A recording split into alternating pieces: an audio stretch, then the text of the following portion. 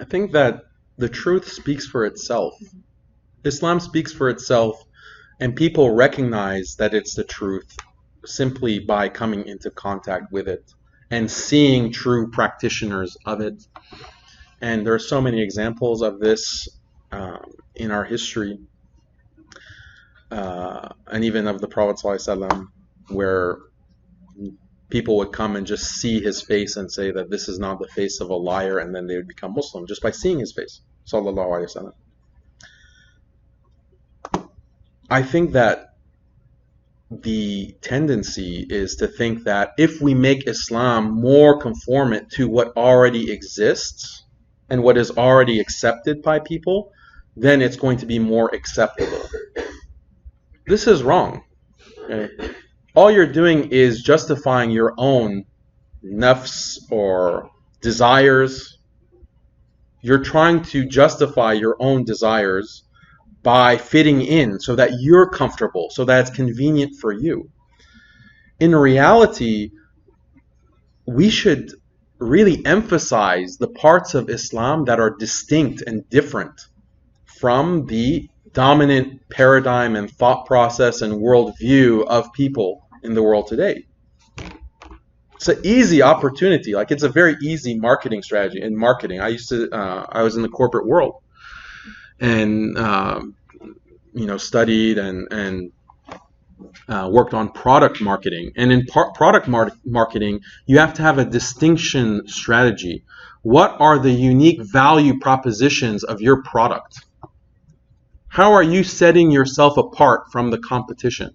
And you have to emphasize those things and explain why that makes your product better. Okay?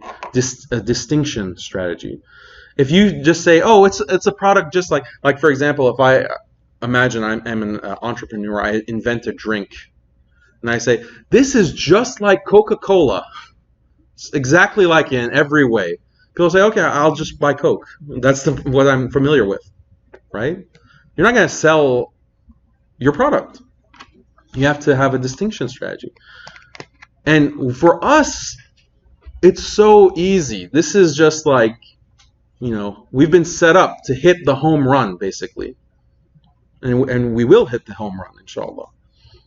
Because all of these issues in this clown world, all of these problems that are leading to what I mentioned at the beginning of the talk, the stress, the depression, the suicide, the loneliness, the shamelessness, all of these things are addressed in spades in Islam.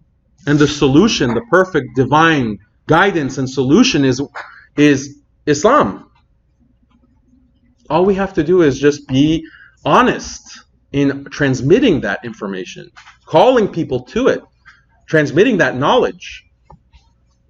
But we do the opposite. We try to hide the things that are distinct about Islam and try to cover them. And no, don't worry about that. Don't worry about that ayah. Oh, there's context. Don't worry. It's exactly what you would think. Islam is human rights, yeah. Secularism, yeah. Feminism. Islam is all about that stuff. The Prophet ﷺ was a feminist. You're doing the opposite of what is needed. Okay? You're making yourself more comfortable. You're not doing any service for the sake of Allah. You're not doing any service for da'wah in doing this. You're transmitting part of the book and you're hiding part of it.